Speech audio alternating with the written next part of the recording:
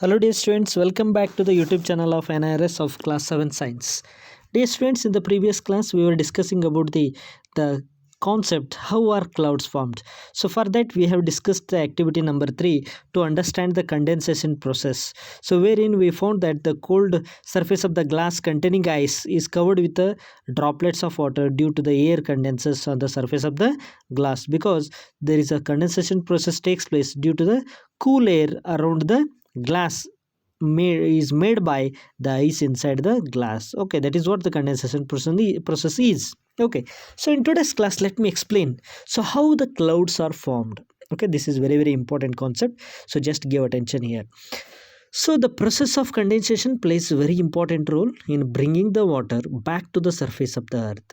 So as you know, dear students, due to the evaporation process, the water, whatever the water present in the rivers, lakes, ponds, oceans and seas is heated up and evaporated and collected in the form of air in the atmosphere. But through the process of condensation, we can bring the whatever water is evaporated back to the surface of the earth through the process of condensation. Okay, so how does it happen? So we must remember that is there is a process for this. Yes, let me explain one by one. So as we go higher and higher from the surface of the earth, it gets cooler and cooler.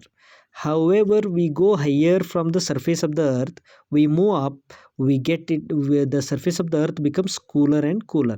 So when the air moves up, it gets cooler and cooler. Okay, so at sufficient height, so however the air moves up very height, okay, very higher and higher, so it gets cooler and cooler.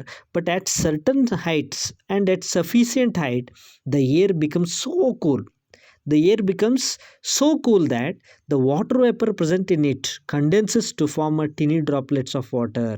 Okay, so in some height, when the air reaches to some height, the air becomes so cool, the air becomes so cool that the water, whatever the water vapor is evaporated, no, so that whatever the water vapor present in that air, it get condensed again to form teeny drops of water that remain floating. Okay, so they get condenses and form teeny drops of water, we call them as, which are called droplets. Okay, it is these tiny droplets that remain floating in air. Okay, it is these tiny droplets, they remain floating in the air and appear to us as clouds. So these droplets of water, they remain floating in the air and they appear to us as a cloud. Okay, so it so happens that many droplets of water, they come together closer, okay, to form a large sized drops. Okay, so what happens there, the many droplets of water, they come together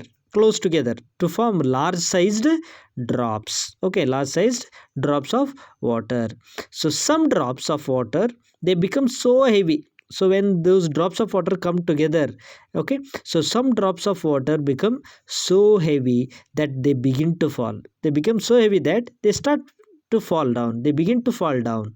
Okay, so these falling water droplets, okay, they start falling down, so they become so heavy due to combination of all the water droplets, they become so heavy so that they have to fall down.